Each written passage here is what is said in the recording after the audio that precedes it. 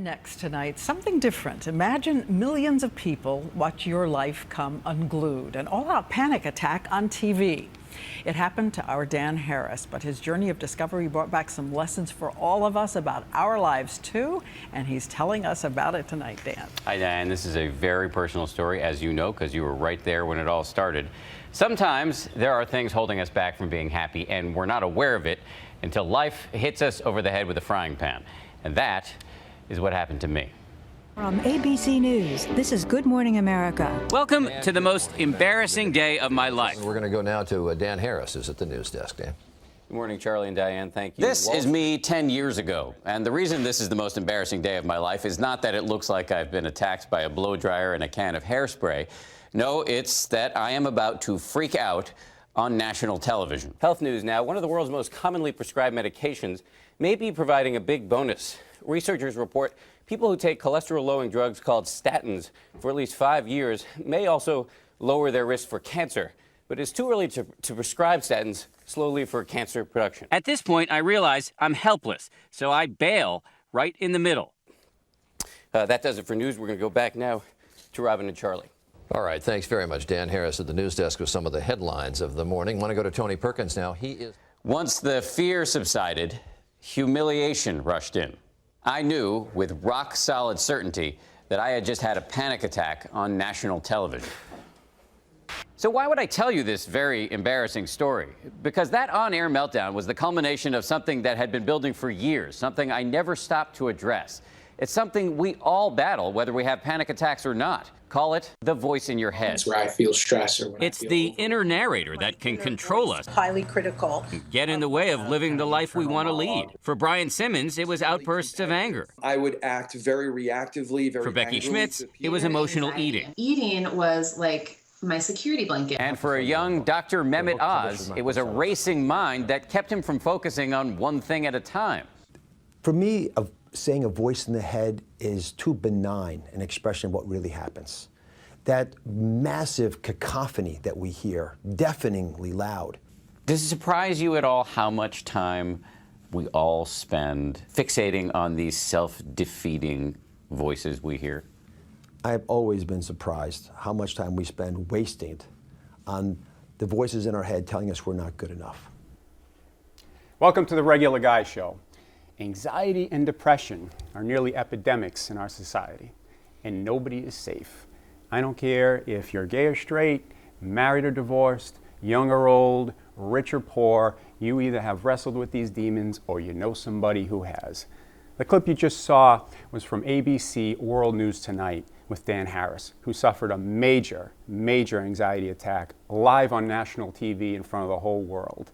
And the embarrassment of it is bad enough. But the real issue is that anxiety can lead to depression and often does, and in a lot of cases that depression then leads to suicide. Now, according to the Centers for Disease Control, the suicide rate among American men between the ages of 15 and 64 is roughly 3.5 times greater than it is for women. And by the way, men 74 and older, 9 times higher. Overall for men, suicide is the 7th leading cause of death. It's the 14th leading cause of death for women. And they say that most suicides happen on a Monday. It's a big surprise, the beginning of the work week. Now with us today, we have a great guest on the Regular Guy Show. She's an expert on anxiety and depression. Courtney Petter is a licensed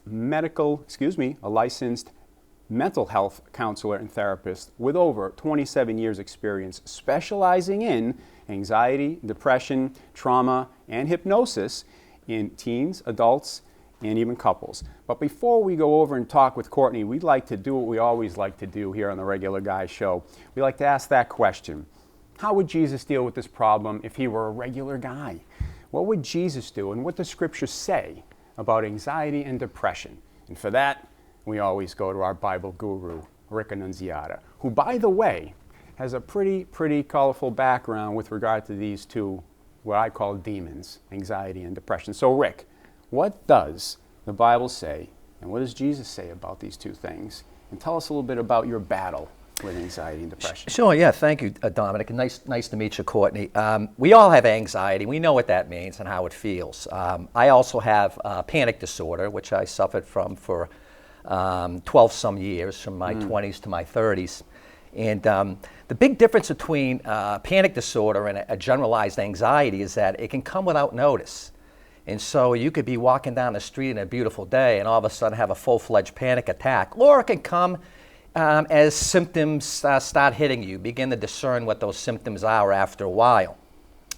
Now, in my case, the panic disorder always traveled with its relatives. Yeah. And those relatives were foreboding, fear, despair, and depression. And sometimes those things would linger with me for several weeks after the attack.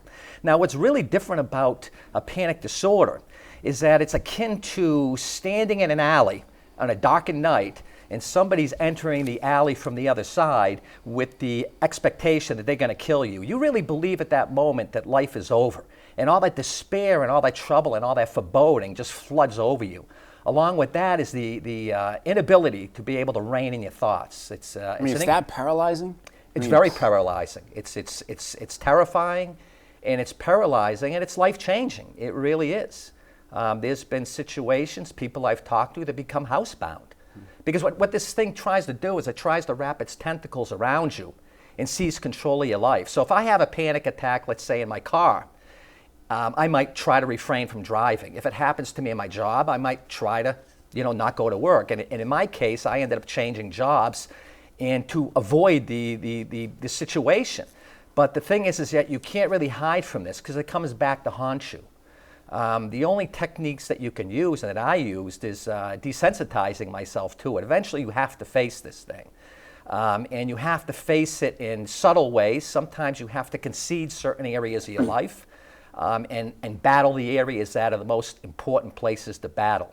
Because if you're not careful, certainly in my case, I could have ended up thoroughly comfortable in my own home and never leave my home. It's a very painful experience. It's a nice house, too. Yeah, it wouldn't have been bad staying there, right? So my personal experience, and I'll just speak a minute about what happened to me. Yeah. So it was a Thursday afternoon. I still remember it vividly. It's seared into my memory. It was 1986. I was 26 years old. My wife was pregnant with my second son. And I was, under the pressure to, get a house, career. And there was expectations that I had for myself that were overwhelming me, expectations from others. There was guilt. And there was slight depression at that time. And I remember all of a sudden out of the blue at work, I got this rage of fear. It was so unbelievably powerful that I thought really I was dying. I thought of my wife and I said, this is it, I'm dying. I can't believe it, I'm dying. The inability to control my thoughts, and I had to steady myself, and I sat in a seat, and I was incoherent. I couldn't really talk.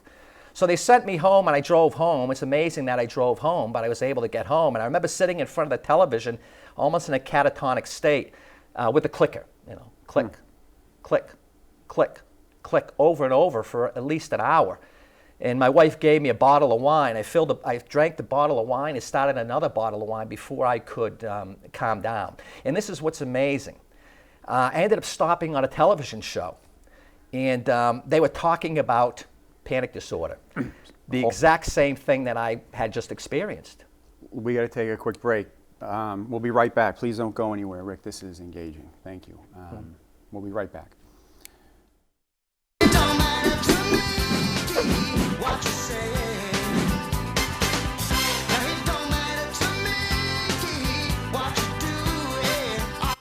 Welcome to Dorico's Meat Market, where fresh and natural ingredients are our specialty. We have the most diverse collection of fresh meats and made-to-order sandwiches that Massachusetts has to offer.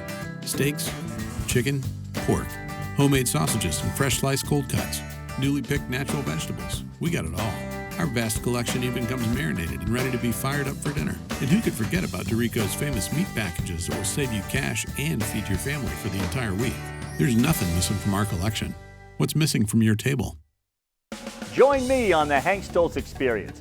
People are always asking me, what is the experience? Well, that's the beauty of it. It's everything that has to do with Central Massachusetts. From the politics of the region to the great events that are going on each and every weekend or every night right here in Central Mass. You don't want to miss a single moment as I discuss exciting new topics with a variety of different guests on each show.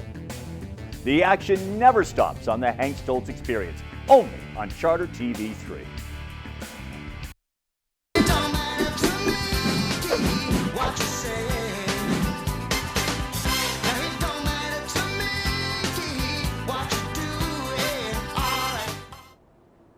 You know what this crater reminds me of? No idea. I don't care. That giant wormhole in New York. Does it remind you? That's manipulative. I don't want to talk about it. Are they coming back? The aliens? Maybe. Can you stop? Remember what I told you that I have an anxiety issue? Does this subject make you edgy? Yeah, a little bit. Can I just catch my breath for a second? Are there bad guys in Rose Hill? Do you need a plastic bag to breathe into? Do you have medication? Nope. Do you need to be on it? Probably. Do you have PTSD? I don't think so. Are you going completely mental? I can stop. Do you want me to stop? Do you want me to Remember stop? when I said to stop doing that? I swear to you, you're gonna freak me out. Oh man, you did it, didn't you? You happy now? What did I say? Oh, shit. Hey, wait up! Wait.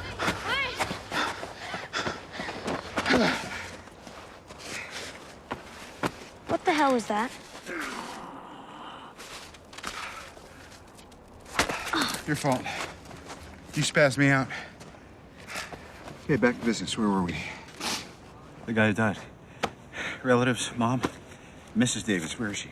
She always is. See, now you're being helpful. That clip was from Iron Man 3. It actually shows our hero, Tony Stark, aka Iron Man, suffering from a heavy-duty anxiety attack.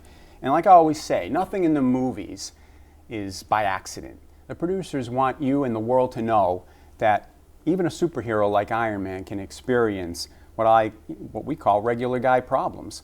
And anxiety is definitely a regular guy problem. Mm-hmm. So Rick, to that end, when we last were together here a few moments ago, you were on the couch talking about what happened to you. Yeah, so I was flicking the channels on the TV and I came to a television talk show talking about panic disorder. And so at that moment, I knew exactly what I had. I think it was amazing that 4 hours into this life-changing event where I thought I was actually losing my mind, that I was okay. And I've said this before in the show, and I really feel strongly about this. We have to connect the dots in our lives to see God at work in the midst of us, that the kingdom of God is around us, and that the kingdom of God is at hand. You know, so that journey at that moment began a 12-year period for me where I had many more panic attacks, but also I was able to find recovery through that. Unbelievable.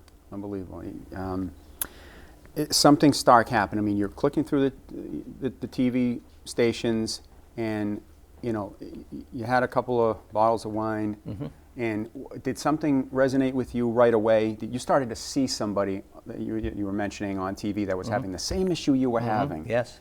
And did that shake you from your attack in any way or another, or was it just something you recognized but couldn't do anything about because you were still paralyzed? Correct, yes. Yeah, it was nothing that I could really fix at that time, but it definitely gave me pause.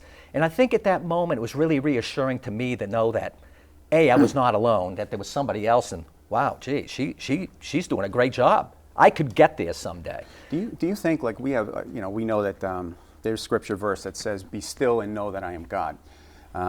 Is that something that you could ever actually make work for you as you are being, you've got this onslaught, this attack from anxiety? Could you then say that to yourself? I mean, we don't know the power of prayer. We think we do, but it could be even more powerful than we think. But do you really think that could be something that could make the difference between having an anxiety attack and not?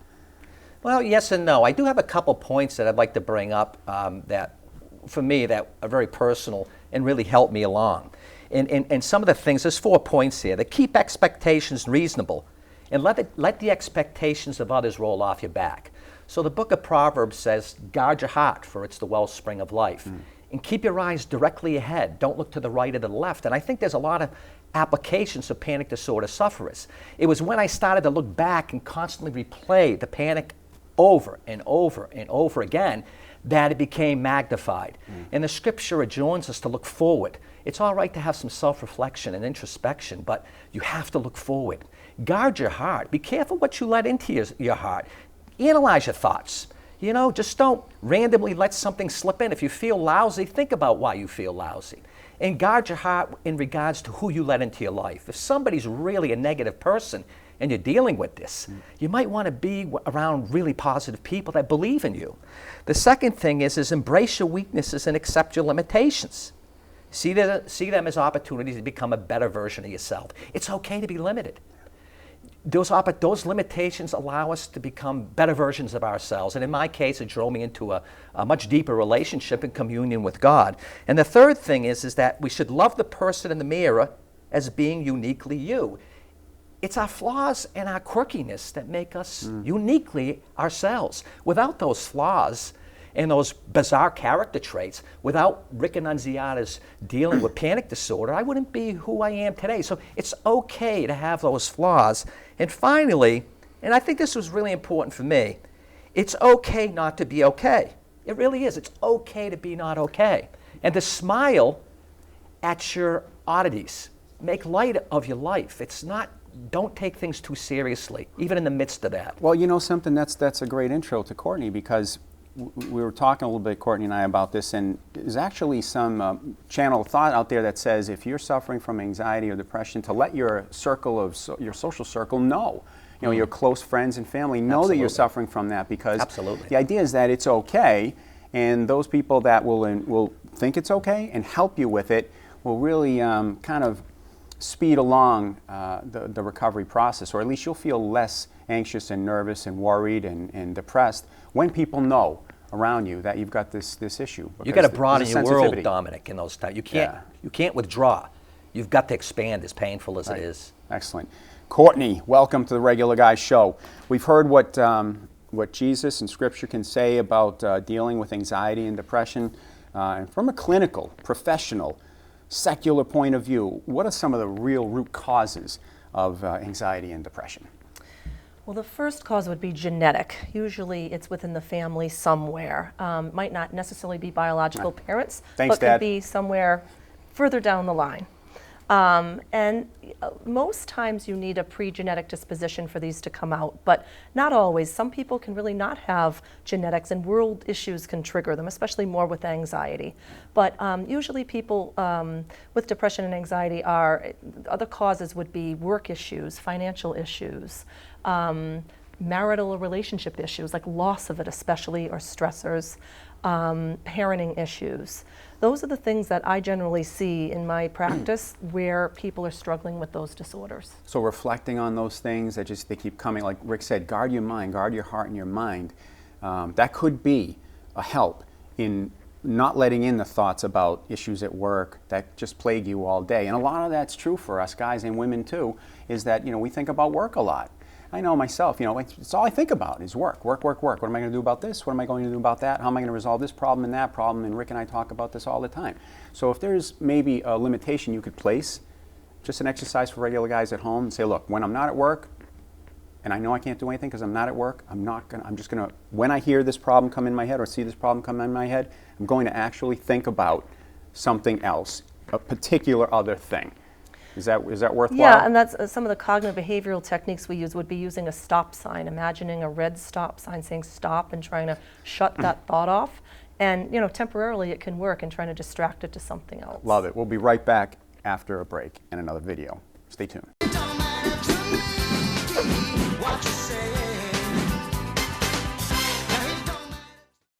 Welcome to Dorico's Meat Market, where fresh and natural ingredients are our specialty. We have the most diverse collection of fresh meats and made-to-order sandwiches that Massachusetts has to offer. Steaks, chicken, pork, homemade sausages, and fresh sliced cold cuts. Newly picked natural vegetables. We got it all. Our vast collection even comes marinated and ready to be fired up for dinner. And who could forget about Dorico's famous meat packages that will save you cash and feed your family for the entire week?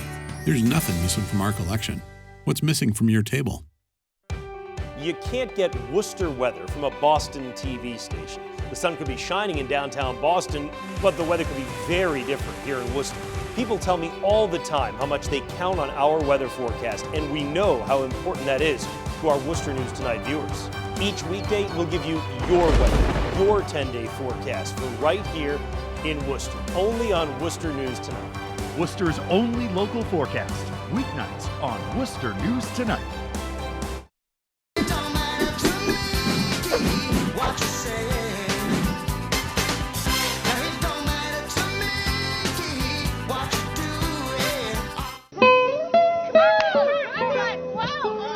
I didn't want to face anyone. I didn't want to talk to anyone. I didn't really want to do anything for myself because I felt like I was such an awful person that there was no real reason for me to do anything for myself. Depression is more than just a feeling of being down in the dumps or blue for a few days. It is a serious illness that affects many people.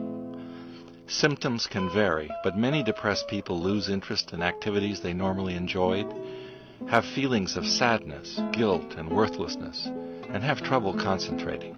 Couldn't sit down for a minute really to do anything that took deep concentration.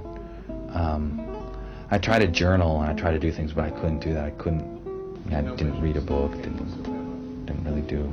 I barely went to class. I wouldn't get out of the house. I was in college, so I wouldn't go to classes at all. I gained a lot of weight. A person with depression can feel irritable and restless and have sleep problems. Sometimes I'd sleep like only 3 hours a night because I couldn't sleep for weeks, but most of the time the opposite happened, where I would sleep 10, 12, 15 hours a day even. People who are depressed can feel numb and tired all the time. In some cases, it can even lead to thoughts of suicide. It was like I had big, huge weights on my legs and I was trying to swim and it just kept sinking. And I'd get a little bit of air just enough to survive, then I'd go back down again. It was just constantly just fighting. Welcome back, regular guys. Courtney, that clip we just saw discussed the impact of depression on our lives. Loss of sleep, sleeping too much, feelings of guilt, worthlessness, sadness, gaining weight. It also went on to suggest, we didn't see that part at the tail end of the clip, that a depressed person could actually find it helpful to let his social circle, the people around him, family and friends, know that he or she is depressed. I think it sounds overly simplistic, but you're the expert. Could something like that really help? And also, what other treatments are used to reduce the symptoms of anxiety and depression? What can a regular guy do at home? I definitely think it's helpful to talk to people about it, to let people know what's going on with them. I think men may have difficulty doing that because they may not want to admit they feel that way. But I think it would be very helpful for them to say, listen, I'm really just feeling down, I don't have a lot of energy, or I'm really worried a lot, because I think people would, even if they don't want to classify that or understand really what anxiety and depression are, it would still, maybe they would respond to them a little bit better instead of maybe putting the normal daily expectations on them that they can't do. Right. You know? So it's it's almost like I don't want to ask for directions because I got it. Right, but you have to. But on a more serious level. Earlier we mentioned some statistics regarding the ratio of suicide in men versus women. Why is the level of depression and anxiety increasing seemingly at an astronomical level at such an alarming rate in our society? And why do you think that the suicide rate is higher for men particularly than women? I think that society is moving at too fast a pace. Everybody's working more hours. A lot of my clients talk about, less people doing one job now. Instead of 3 people doing a certain job, that one person has to do it. So they're doing a lot more, getting paid the same amount, coming home very tired and stressed. Money, not good. They're still being paid, maybe the same amount, even though they're doing more than what other people did. Raises aren't given for that. And women doing a lot more, having to do a lot more family parenting stuff. I think men come in the house and have to do more of it also, more than they used to. So I think that people are just plain more stressed out. I think social media does something too. I think everybody's always looking at phones and computers, and no one really lets their mind rest. And studies have been showing that. They need to keep up. They need to keep up, but it's not helping. It's making everybody's mind overworked, and they're not really letting their mind ever kind of have a reprieve and calm down. Yeah. So I think those are the things that are triggering suicide. I think that stop sign imagery that you mentioned earlier is pretty helpful. I mean, I always think back to, You know, I grew up, my parents worked really, really hard their whole lives. But if you ever get like a bump in the road in life where you're a little scared about your economic situation or something like that, say for example, years later, you know, you could be thinking, geez, I'm working hard, I'm trying to save money, but what if that happened again? Mm-hmm. What if I had that same problem that I had years and years ago? You know, people in the world have had bankruptcy issues, whatever the case might be. Yeah. You think that stop sign imagery could be a practical resolution to maybe just shaking somebody away from the feeling of anxiety as they wake up in the morning and think, geez, I got to get to work because I got to make money, because if I don't make enough money, I'm going to be in trouble? I think it can help. I mean, I think other things are needed too. I think the stop sign can initially stop that thought, but it can come back again in the day. Yeah. So, I mean, I think people with depression and anxiety trying to wake up, having some positive affirmations, you know, I can get through the day. When I'm done this day, I get to look forward to watching this TV show. You know, trying to take some time and just do some relaxation, trying not to keep your mind so busy. You know, meditation sounds scary. It's just really a matter of trying not to be thinking. Yeah, you know? Meditation. Do you think yoga and things like that could be? Yoga, I mean, any kind of exercise. You know, studies show for depression and anxiety, exercise very important, getting the endorphins going in the brain. Yeah. For depression especially, sunlight, 10 minutes of sunlight a day with no hat on. Even in the winter, very important. I'll tell you something, vitamin D. I was talking to a friend of mine yesterday. He said he went to his doctor and the doctor said you have a vitamin D deficiency. He started taking a couple of vitamin D pills a day. Not only does he have no back pain anymore, but he's feeling better. And then, same case with me. You know, I took vitamin D because I needed a little vitamin D, my doctor said, and you have less body pain and you also feel a little bit more upbeat, more spring in your step. And they say that sunlight actually increases your vitamin D. Right? Yeah, well, I need a haircut more often, and my nails, I got to clip them every 2 weeks. But one thing I wanted to say just about the sunlight is if people have a job that they're not able to at all to get outside in the day, or people who work night and can't and have to sleep in the day, there's a thing called a light box that you can buy on Amazon. You know, $20, and you just sit in front of this thing. It's like emits UVA and UVB light, 30 minutes a day, and it can simulate the sun. And that can be helpful for depression. A light box. And where can you get them again? Amazon, or, you know, that's the main place that clients of mine get it from, but I'm sure many other places you can get it. Interesting. Yeah. Those sound great. Yeah. Those are good, you know, treatments. There's traditional therapeutic counseling, of course, with somebody like yourself. Medication. And medication that can really reduce. Myself personally, I hate the idea of medication, so I'm always asking about things that are holistic or maybe activity-based solutions to these problems, like you're suggesting, you know, a light box, vitamin D, getting out in the sun, exercising, using the stop sign imagery to kind of get rid of that anxiety-producing thought that's attacking you. Now, there are holistic treatments for anxiety and depression. St. John's wort is an herb that you can get at CVS. It's like a vitamin that helps with depression. A lot of people with wintertime seasonal affective disorder use that. And there's a couple other things for anxiety, something called ashwagandha that people use. Ashwagandha. So if you go to a vitamin store, they can suggest those things. I love that. I love that idea, you know, and that's just something that we all like. Courtney, thank you very much. We're going to have more of Courtney on our show, I think, in the future. And Rick, thank you as always. Thanks for joining us on the Regular Guy Show. Please pay special attention, close attention, I leave you with this, to anyone you think may be suffering from anxiety or depression in your family or in your friends or in your circle of friends. Talk to them, spend time with them. It could very well make the difference. See you next time, Regular Guys.